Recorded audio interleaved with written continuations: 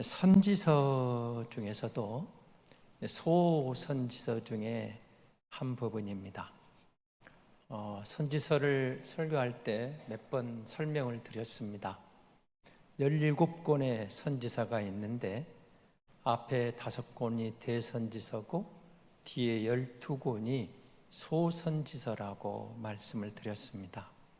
이 스바냐서는 소선지서 중에 하나인데 스바냐란 뜻이 여호와께서 숨겨주신다, 숨기신다, 그런 의미가 담겨 있습니다. 그러니까 하나님은 자기 백성들, 특별히 남은 자들을 힘들고 어려운 순간에도 하나님이 숨기신다, 하나님이 지켜주신다, 하나님이 보호해 주신다, 그런 메시지가 담겨 있습니다. 여러분, 구약의 선지서를 읽으실 때마다 저들은 하나님의 마음을 담아서 하나님의 말씀을 전달하게 됩니다. 그 속에는 곁길로 가는 자기 백성을 향한 안타까운 아버지 하나님의 마음을 잊게 됩니다. 그래서 죄로 말미암아 가슴 아파하는 하나님의 마음을 담고 선지자들은 그 말씀을 전하게 됩니다. 여러분, 그 말씀을 전할 때 힘 있는 사람이라고 예가 아니죠. 왕들도 예가 아닙니다. 그럼 대표적인 본을 보이신다면 다윗 왕을 보시면서 다윗이 바스바와 좋지 않은 일로 넘어졌을 때 하나님이 나단 선지자를 그에게 보냅니다. 처음에 나단의 이야기를 듣고 비우죠. 부자가 있습니다. 가난한 사람이 있습니다. 부자는 양떼가 엄청 많고 가난한 사람은 그 양 한 마리를 자기 집에서 자기 딸처럼, 가족처럼 길렀습니다. 근데 부잣집에 손님이 왔습니다. 근데 그 부잣집 주인이 자기 양 중에 잡은 게 아니라 그 가난한 사람의 양을 갖다가 손님을 대접했습니다. 자, 여기까지 나옵니다. 그러니까 다윗이 진노하죠. 그런 인간이 어디 있느냐? 당장에 가만 내가 안 두겠다. 몇 배로 갚아줘라. 이렇게 나오죠. 그때 나단이 딱 이렇게 말합니다. 당신이 바로 그 사람입니다. 이렇게. 그 비유를 가져와서 왕에게 당신이 바로 그 사람입니다. 이렇게 말합니다. 선지자의 말을 듣고 다윗은 하나님 앞에 가슴을 찢습니다. 제가 죄인입니다. 제가 잘못했습니다. 돌아섰을 때 하나님께서 다윗을 회복하는 것을 우리는 보게 됩니다. 그렇습니다. 왕이든 가난한 사람이든 힘이 있는 백성이든 힘이 없는 백성이든 선지자의 말을 듣고 돌이키면 길이 있습니다. 복이 있습니다. 그러나 그 선지자의 말을 애면하고 제 갈 길 가면 반드시 망하는 것을 선지자들은 우리에게 들려주게 됩니다. 그래서 하나님은 이스라엘 선지자들이 이렇게 말합니다. 듣든지 안 듣든지 내 말을 전달해라. 그래서 이스라엘의 선지자들은 하나님의 말씀을 그대로 전달해야만 했습니다. 백성이 듣기 좋은 소리를 할 때는 발걸음이 가벼울 수 있지만 무거운 소리, 망하는 소리, 책망하는 소리를 전할 때는 쉽지 않았을 겁니다. 그리고 정말 왕들은 다윗처럼 듣고 돌아서는 왕도 있었지만 대부분 그 말씀을 무시하고 선지자를 잡아가두고 쫓아내고 때론 죽이기까지 했습니다. 그래서 선지자들은 하나님의 말씀을 자기 백성에게, 특별히 권력자들에게 전할 때에는 생명 걸고 그 말씀을 전달해야만 했던 것이죠. 그리고 들어도 좋고 안 들어도 좋았습니다. 안 들어도 자기 백성 가운데 선지자가 있는 것을 알게 되리라. 하나님의 말씀이 전달되었다는 겁니다. 그래서 듣든지 안 듣든지 좌절하지 말고 외치라는 겁니다. 그리고 오늘 우리가 이 시대에 복음을 내면하고 하나님을 멀리하는 시대에 갈수록 사람들은 하나님으로부터 멀어집니다. 어쩌면 사실은 이 시대의 교회가 이 시대의 말씀에 주목하고 그 말씀을 따라가려는 성도들이 남은 자들이라고 하나님은 말씀하고 계시는 것이죠. 선지서의 주제 중에 하나가 여호와의 크고 두려운 날입니다. 이것은 하나님께서 이스라엘을 심판한다는 메시지죠. 북이스라엘에게는 아수르가 침략을 하고, 그리고 남유다에는 바벨론이 넘어와서 침략하고 당하는 것을, 멸망하는 것을 보게 됩니다. 하나님의 심판입니다. 여호와의 날, 주님이 이 땅에 오셨습니다. 우리에게 그날을 준비하라고, 생각지 않은 때 예비하고 있으라고, 주님이 오신다고, 도적이 오는 것처럼 우리가 상상하기 어려울 시간에 주가 오신다고 여호와 날을, 심판의 날, 구원의 날을 우리에게 말씀하고 계셨습니다. 그러면서 이스라엘을 향해 이렇게 말합니다. 항상 선지서는 멸망으로 끝나지 않는다고 그랬죠. 새로운 희망입니다. 심판과 회복에 대한 메시지를 동시에 전하고 있습니다. 주의 백성들은 복음을 듣고 예수 안에서 심판을 보고 구원을 보게 됩니다. 옛사람에 대한 심판과 새로운 피조물로서의 구원에 대한 희망을 보게 되는 것이죠. 스바야 선지자는, 여러분, 이 앞에 왕들, 이때의 왕은 요시아 왕입니다. 요시아 왕인데 그 앞에 아몬이 있고, 그 앞에 므낫세가 있고, 그 앞에 히스기야가 있습니다. 여러분, 히스기야는 잘 아실 겁니다. 좋은 왕이었습니다. 그러나 그의 아들 므낫세는 정말 못된 왕이었습니다. 남유다 왕 중에서 가장 악한 왕, 가장 우상을 잘 섬긴 왕이 므낫세였습니다. 어쩌면 그렇게 좋은 왕 밑에서 못된 똘람 같은 아들이 태어나는지 모르겠습니다만은 그야말로 그런 길을 갑니다. 그리고 므낫세의 아들 아몬도 아버지를 따라 못된 길을 갑니다. 그런데 요시아가 등장합니다. 새벽이 오기 전에 가장 어둡다고 그러죠. 그 어두울 때, 날이 밝기 전에 가장 어두운 때처럼 정말 어두운 므낫세를 지나면서 그때 반짝 빛나는 요시아 왕, 하나님의 말씀을 가지고 바른 길 가려고 하고 가는데, 그때 성전을 재건하다가 공사 수리했죠. 수리하다가 율법책이 발견됩니다. 그 율법책의 말씀을 듣고 요시아가 하나님 앞에 회개합니다. 그리고 백성들이 함께 참여하죠. 그때 이 요시아를 도왔던 제사장이 hil기야하고 요시아 왕을 도왔던 선지자가 오늘 본문에 등장하는 바로 이 스바냐 선지자입니다. 그러니까 좋은 왕이 있고 좋은 제사장이 있고 좋은 선지자가 있었던 요시아 시대, 정말 반짝 빛났습니다. 희망이 보였습니다. 그렇지만 아쉽게도 요시아 왕이 빨리 죽습니다. 죽은 뒤에 등장하는 왕들이 여호아스, 여호야긴, 시드기야 이뤄가는 4명의 5명이 이어진 그 왕들은 한결같이 악한 길을 갑니다. 그리고 드디어 망하는 길로 갑니다. 자, 스바냐에 치는 소리를 주목해야 됩니다. 바벨론의 침공이 온다. 준비하라는 겁니다. 어떻게 해요? 오늘 여러분, 이 유다의 상황이 어떤 상황인가를 계속 이어지는 말씀을 보면 우리가 알 수 있는데 3장 1절을 한번 보시기 바랍니다. 3장 1절 말씀입니다. 같이 보겠습니다. 폐역하고 더러운 곳 포악한 그 성읍이 화 있을진저. 대단한 성읍이 되어버렸죠. 어딜까요? 예루살렘입니다.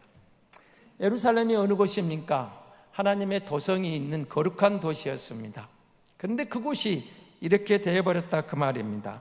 정말 그 당시 스바냐가 이 메시지를, 하나님의 말씀을 전달할 때의 유다의 모습입니다.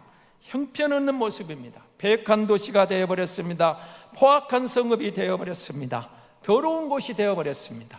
하나님의 공의는 사라지고 저들에게 정말 인간적인 욕망만이 남아있었고, 권력을 이용해서 착취와 탄압이 더러운 성이 되어버렸습니다. 하나님의 공의가 사라져버렸습니다. 하나님의 말씀이 들려지지만 듣지를 않습니다. 하나님을 의뢰하지도 않습니다. 그래서 스바냐는 저들을 이렇게 설명합니다. 하나님께 가까이 나아가지 않은 도성이 되어버린 그 폐역한 도시, 방백들은 사자요, 재판장은 이리이다.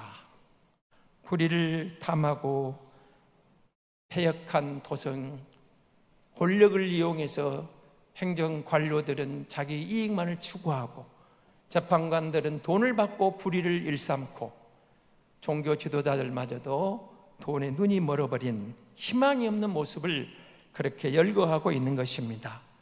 그야말로 희망이 없었습니다. 그때 유다의 파멸을 외치면서 이렇게 외치는 겁니다. 3장 1절에 등장하는 것처럼, 그 이루어지는 것처럼 이제 망할 수밖에 없는 상황으로 가지만 이제라도 하나님께로 돌아오라는 것이죠. 하나님이 심판을 말할 때 하나님의 심판은 항상 그렇게 등장합니다. 알곡과 가라지를 구별하게 됩니다. 예수님이 말씀하시는 심판도 똑같습니다.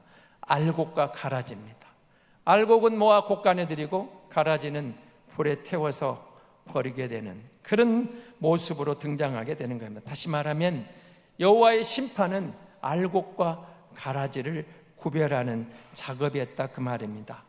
하나님의 심판 중에서라도 알곡인 남은 자들이 있다는 것입니다.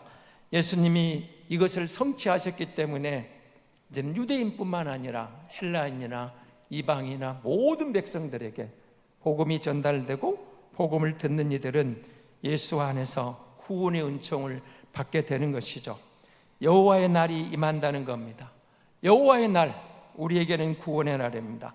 여호와의 날이 임합니다. 남은 자들에게 하나님이 구원하신다는 그 날이 옵니다. 우리가 구원을 받았지만 제약된 행실을 돌이키지 않을 때 여호와의 말씀이 현재적으로 자기 백성의 심판으로 임하기도 합니다. 그래서 요한복음 16장 9절에서 주님은 이렇게 우리에게 말씀하십니다. 요한복음 16장 9절의 말씀입니다. 같이 봅니다.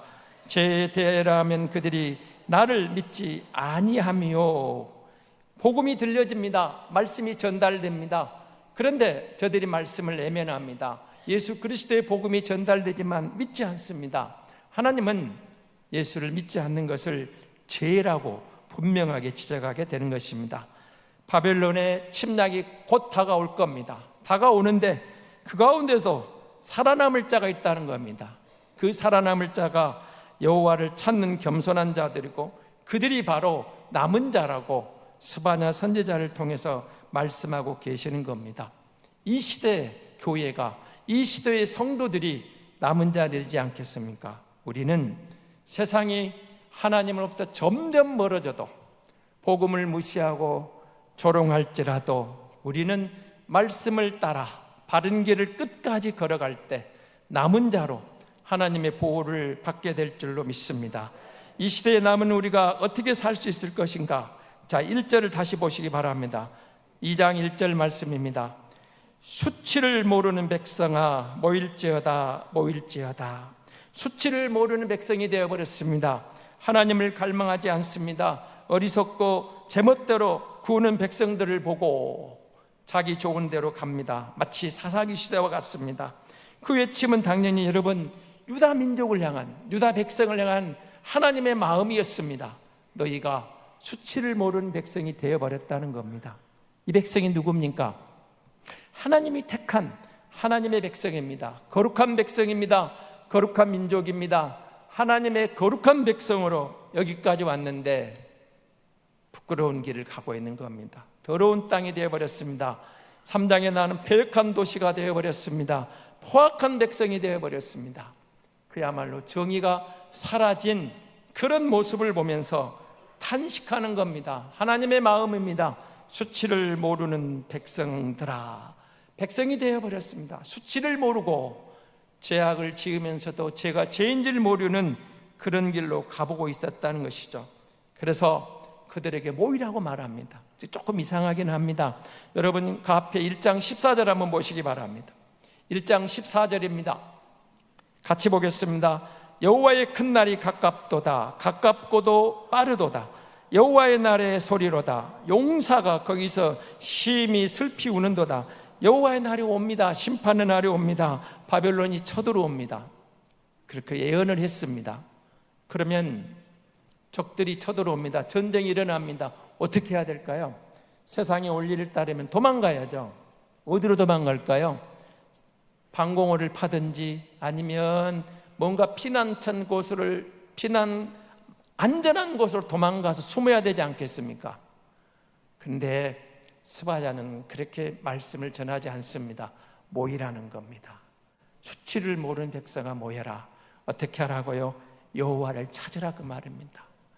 우리가 저들의 침략으로부터 살아남을 길은 도망가는 게 아니고 방공호를 파는 게 아니고 피난처를 안전한 곳을 찾아 떠나는 것이 아니고 모여서 여호와를 찾고 겸손하게 여호와께로 돌아가는 것이라는 겁니다. 여호와를 인정하는 것이라고 말하는 것입니다. 세상의 방법이 아닙니다. 여호와께로 모여라. 하나님 앞에 모여라. 그러면 하나님이 자기 백성을 구원하시고 하나님이 보호해 줄 것이라는 메시지였던 것입니다. 주님의 진노의 시간이 올 때 심판하러 오기 전에 유다가 모여서 여호와께로 가야만 했습니다. 어떻게 해요? 2절을 보십시오. 명령이 시행되는 날이 겨같이 지나가기 전, 여호와의 진노가 너희에게 내리기 전, 여호와의 분노의 날이 너희에게 이르기 전에 그리할지어다. 무슨 말이죠? 꾸물거리지 마라 말입니다. 그럴 시간이 없다는 말입니다. 늦기 전에, 심판의 날이 오기 전에 모여서 여호와께로 오라는 겁니다. 자기 지식, 자기 교만한 것들 내려놓고 겸손히 여호와를 인정하고 여호와께로 돌아오라는 겁니다. 내 생각이 옳다고 고집 부리지 말고 하나님께로 돌아와서 무릎 꿇고 하나님을 찾을 때 하나님께서 주시는 답이 있다는 것입니다. 꿈을 거릴 시간이 없습니다. 때가 늦기 전에, 겨가 침하기 전에 빨리 여호와께로 돌아오라. 기회를 놓치기 전에, 기회가 사라지기 전에 꿈을 거릴 시간이 없다. 빨리 와. 여호와께로 돌아오라. 모여서 오라는 것입니다. 그렇게 빨리 돌아오는 것, 거기에 길이 있습니다. 어떤 상황에 늦기 전에, 그날이 오면 이미 기회가 없습니다. 복음의 메시지 똑같습니다. 다시 오실 주님을 맞이하기 전에, 오시기 전에, 심판날에 나팔이 불기 전에, 주님이 오기 전에 여호와께로 돌아와 회개하면 언제든지 길이 있습니다. 예면하면 심판의 길이 준비되어 있을 것입니다. 3절을 보십시오. 여호와의 규례를 지키는 세상의 모든 겸손한 자들아, 너희는 여호와를 찾으며 공의와 겸손을 구하라. 너희가 혹시 여호와의 분노의 날에 숨김을 얻으리라. 심판의 날이 오기 전에 여호와께로 돌아오라 그 말입니다. 여호와를 찾으면, 회개하면 그때 길이 있다는 겁니다. 남은 자들이 구할 것은 공의입니다. 남은 자들이 구할 것은 겸손하게 하나님을 인정하고 여호와께로 돌아와 여호와께로 피하는 겁니다. 그러면 길이 있다고 말합니다. 그렇습니다. 아모스 5장 14절에서 우리가 잘 아는 아모스 선지자는 이렇게 말을 합니다. 아모스 5장 14절의 말씀입니다. 너희는 살려면 선을 구하고 악을 구하지 말지어다. 만군의 하나님 여호와께서 너희의 말과 같이 너희와 함께 하시리라. 하나님께로 돌아오고 하나님을 찾으면 하나님이 함께 해주시겠다는 약속입니다. 아모스 5장 15절의 말씀입니다. 너희는 악을 미워하고 선을 사랑하며 성문에서 정의를 세울지어다. 만군의 하나님 여호와께서 혹시 요셉의 남은 자를 불쌍히 여기시리라. 여호와께로 돌아오라는 거죠. 와서 성문에서 정의를 행하라 그 말, 악을 미워하라 그 말입니다. 하나님의 말씀은 우리에게 그 길을 제시해 주고 있습니다. 여호와께로 돌아가는 겁니다. 겸손히 여호와를 찾는 겁니다. 여호와를 찾는 자는 하나님의 구원을 보장받는다고 말씀하고 계십니다. 스바냐가 말하는 남은 자는 임박한 바벨론 공격으로부터 살아남은 자들이겠죠. 그리고 나중에 돌아온 자들입니다. 여호와의 분노의 날에 숨김을 얻으리라. 그렇습니다. 남유다가 회개하고 돌아오기를 외치지만 사실 이들이 돌아오지 않습니다. 그리고 온 백성이 모여서 돌아올 시간도 없었습니다. 그렇지만 선지자는 애쳐야만 했습니다. 그 가운데 하나님의 말씀이 들려주고 그 가운데 남은 자들이 있었기 때문입니다. 살아남은 자가 있고 돌아온 자가 있습니다. 겸손한 자, 여호와의 공의를 찾는 자들에게는 하나님이 기회를 주시겠다고 말합니다. 베드로 사도는 베드로전서 5장 6절에서 이렇게 우리에게 말을 하고 있습니다. 베드로후전서 5장 6절 말씀입니다. 같이 보겠습니다.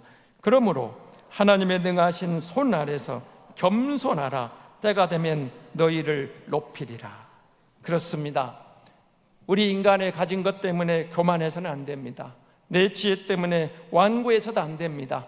하나님의 말씀에 민감하게 반응하고 그 말씀을 받아들인 자가 겸손한 자라고 말합니다. 하나님의 말씀을 받아들이라는 겁니다. 여호와를 경외하는 사람이 겸손한 사람을 말합니다. 여호와를 경외하지 않는 사람을 교만한 사람으로 말합니다. 스바냐 3절에서 말하고 있는 것처럼 3장에서 말하는 남유다가 살 길은 한 길밖에 없었습니다. 국력을 모으는 게 아닙니다. 용사들을 훈련시키는 게 아닙니다. 전쟁 물자를 준비하는 게 아니었습니다. 여호와께로 돌아와서 여호와를 인정하고 공의를 구하고 겸손히 하나님을 찾으면 하나님께서 지키시고 보호하는 것을 보게 될 것이라고 말합니다. 어쩌면 여러분, 우리가 이 시대에 남은 자로 가는 길은 쉬운 길이 아닙니다. 어려운 길입니다. 좁은 길입니다. 그렇지만 성도는 이 길을 가야 됩니다. 교회는 넓은 길을 가는 곳이 아닙니다. 좁은 길을 가는 길입니다. 하나님의 약속을 믿고 갈 때, 다시 여러분 3절을 보십시오. 혹시 여호와의 분노의 날에 순김을 얻으리라. 하나님의 공의를 행하지 않고 패역한 자들은 하나님의 진노의 심판을 피할 길이 없습니다. 하지만 여호와 앞에 모여서 겸손하게 하나님 앞에 자비를 구하고 엎드리면 죽음으로부터, 멸망으로부터 하나님의 구원을 얻게 될 것이라는 것입니다. 사랑하는 성도 여러분, 주님이 하신 말씀에 주목하셔야 됩니다. 주님은 우리에게 좁은 길을 가라고 말씀하셨습니다. 어쩌면 우리가 가는 그 길이 정말 쉬운 길이 아닙니다. 모든 사람이 가는 넓은 길, 모든 사람이 가는 화려한 길, 모든 사람은 세상 일이 아니기 때문에 어쩌면 때로는 그 길을 거슬러서 타협하지 않고 말씀 따라 묵묵히 걸어가야 될 거룩한 길, 경건에 이르는 길, 주님을 따르는 길은 세상이 좋아하는 길은 아닐 것입니다. 그러나 그 길이 사는 길입니다. 그리고 주님은 분명하게 우리에게 말씀합니다. 부활의 소망이 주의 백성들에게 주어졌음을 분명하게 말합니다. 여러분, 오늘 본문을 보시면서 혹시라는 단어 때문에 오해할 수도 있는데요, 혹시라는 말은 여호와 앞에 모여서 공의를 행하고 겸손히 해가면 회개하는 자가 하나님의 은총을 받는 것이 불확실하다는 그런 의미가 전혀 아닙니다. 이 말씀은 이런 뜻입니다. 하나님의 말씀으로 돌아오는 모든 백성들에게는 소망이 없는 것 같지만 그 가운데 하나님을 찾을 때 그 수고가 헛되지 않는다는 표현을 그렇게 새기고 있는 것입니다. 바벨론이 침략해 옵니다. 살아남은 자들이 얼마 남지 않았겠죠. 바벨론 포로에서 돌아온 자들도 많은 자가 아니었습니다. 예수 그리스도 안에서 부활의 생명을 누리는, 부활의 소망을 가진 성도들이 많지 않을 수도 있습니다. 그러나 그날에 우리의 수고가 헛되지 않고 하나님의 보호를 받는 그날이 우리에게 준비되어 있습니다. 생명의 주님이 약속하신 그날입니다. 우리는 부활의 소망 가운데 하나님의 진노에서 우리를 소망으로 옮기셨음을 감사하고 새 생명의 날을 바라보고 좁은 길을 걸을 이유가 있는 것입니다. 남은 자로 사는 길은 쉬운 길이 아닙니다. 좁은 길입니다. 쉽지도 않고 때로는 어려운 길입니다. 그러나 스바냐가 말하는 것처럼 하나님이 숨기신다, 하나님이 보호하신다는 그런 의미를 기억하시기 바랍니다. 하나님이 지켜주십니다. 하나님이 보호해 주십니다. 하나님이 지켜주십니다. 그러면 거기에 분명하게 길이 아무리 보이지 않는 것 같아도 그곳에, 그 길에 길이 있습니다. 소망이 있습니다. 예수님 안에서 이 시대를 남은 자로 살아가는 우리가 여호와의 공의를 구하고 하나님을 겸손히 구할 때 하나님의 은혜로 우리는 하나님의 보호를 받게 될 줄로 믿습니다. 확실히 심판의 날에 우리는 반드시 보호받게 될 것입니다. 부활의 소망이, 부활의 약속이, 부활의 생명이 우리의 것이 되는 그 부활의 주인공이 될 줄로 믿습니다. 우리의 의로운 보호자 되시고 변론자 되시고 우리의 생명의 근원 되시는 예수님 안에서 우리는 영원한 구원의 백성이 되었습니다. 그러므로 매일매일 돌이켜보고 회개할 때 회개하고 여호와 앞에 겸손하게 여호와의 자비와 공의를 구하면 여호와의 도우심으로 우리는 그 영광의 주인공이 될 줄로 믿습니다.